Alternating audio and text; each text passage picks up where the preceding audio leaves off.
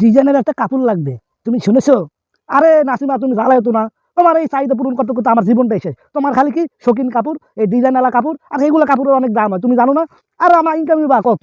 গরিব মানুষ, দিন আনি দিন খাই, তুমি সাধ্যের মধ্যে চাও। না না না, আমার এই ধরনের পোশাক পছন্দ হচ্ছে, তুমি এটাই কিনা দেবা, না কিনা দিলে আমি আমি কিন্তু জানোই আমার রাখি এরকম। আমার জানোই তো, মেয়ে মানুষ তো একটু ডিজাইনের কাপড়, নকশা কাপড়ই তো পছন্দ হয়, তুমি বুঝো না কে? তুমি এটা মেয়ে মানুষের মন একটু বুঝতে হয় না? আসলে এই নকশাটা এত সুন্দর করে তৈরি করা হয়েছে, দেখুন।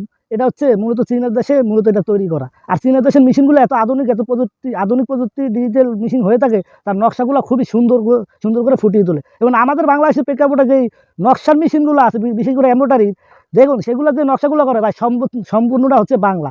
এবং তাদের নকশার যে এমব্রয়ডারি মেশিন, সেগুলো ফিনিশিং ভালো হয় না। কিন্তু চীনের দেশের যে মেশিনগুলো আপনারা দেখুন, কত সুন্দর করে তারা এই এত সুন্দর করে মানে ফুটিয়ে তুলতেছে, মানে আপনার এটা আকর্ষণ কাটতে বাধ্য। আর এটা মানুষের পছন্দ হবেই, কারণ এত ফিনিশিং, এত সুন্দর যেই নকশাগুলো ভালো হয়, সেটা কে না ভাই পছন্দ করে বলেন তো? সবাই পছন্দ করে, মেয়ে আর ছেলে না। তবে আমাদের বাংলাদেশে আরও আধুনিক প্রযুক্তির মেশিন আমদানি এবং রপ্তানি করলে দেশের অর্থনীতিকে চাঙ্গাটাও ভালো হবে, এবং যারা ব্যবসায়ী তাদের ক্ষেত্রেও ভালো হবে। তবে আমার ভিডিওটি স্ক্রিনে দেখতে পাচ্ছেন, চীনেরা এই জন্যই এতটা তারা অর্থনীতিকে শক্তিশালী। আসলে তারা হবে না কেন? তারা তো একের ওর এক নতুন নিত্য নিত্য জিনিস তারা তৈরি করে থাকে, আধুনিক প্রযুক্তি তারা নিয়ে আসে।